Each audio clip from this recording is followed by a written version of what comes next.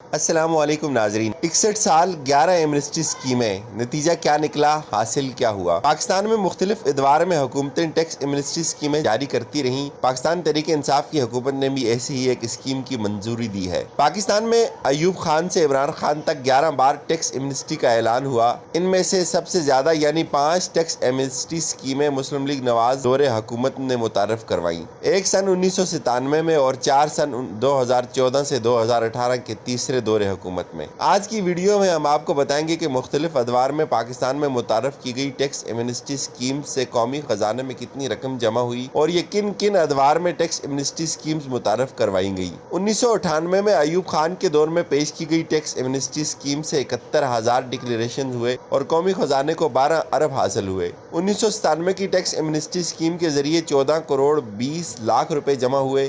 اس کے بعد جنرل پرویز مشرف کی حکومت آئی اور سال 2000 میں وہ ٹیکس ایمنسٹی اسکیم متعارف کرواتے ہیں۔ اس ٹیکس ایمنسٹی اسکیم کے نتیجے میں 69,200 ڈکلیریشنز دائر کیے گئے اور قومی خزانے میں کل 10 ارب روپے جمع ہوئے۔ اس کے بعد سال 2001 میں جنرل پرویز مشرف کے دور اقتدار میں ہی ایک دوسری ایمنسٹی اسکیم لائی گئی۔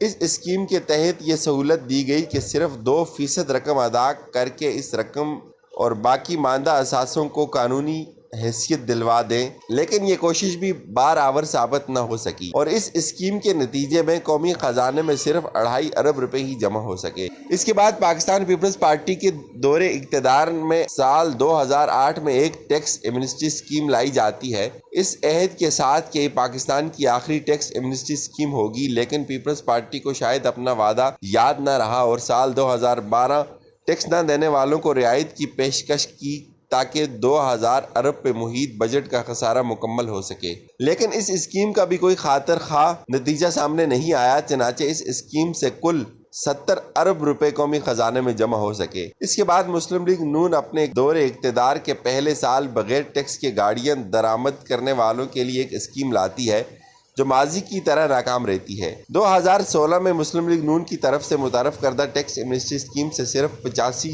کروڑ روپے ہی حاصل ہو سکے۔ اپریل 2018 میں شاہد خاقان عباسی ایک ٹیکس ایمنسٹی اسکیم لاتے ہیں جس سے ایک انتہائی نرم ٹیکس ایمنسٹی اسکیم کہا جاتا ہے، لیکن اس کا بھی کوئی خاطر خواہ نتیجہ نہیں نکلتا۔ 30 جون تک 5,000 افراد ٹیکس ریٹرنز فائل کرتے ہیں اور اپنے غیر ملکی اثاثے ظاہر کرتے ہیں۔ اس اسکیم سے قومی خزانے میں کل 80 ارب روپے ٹیکس کی مد میں جمع ہوئے۔ یاد رہے کہ جب شاہد خاقان عباسی نے اس اسکیم کا اعلان کیا اس وقت ملک میں کل 12 لاکھ فائلرز اور 7 لاکھ لوگ ٹیکس ادا کرتے تھے۔ ان تمام اسکیموں سے پچھلے 61 برس کے دوران 250 سے 275 ارب روپے کے درمیان ٹیکس ہی جمع ہو پایا ہے۔ اب موجودہ حکومت نے بھی ٹیکس ایمنسٹی اسکیم متعارف کروائی ہے اور حکومت اس کی کامیابی کے لیے پر امید بھی ہے۔ پاکستان تحریک انصاف کی متعارف کردہ ٹیکس ایمنسٹی اسکیم کامیاب ہوگی یا ناکام، یہ تو وقت ہی بتائے گا۔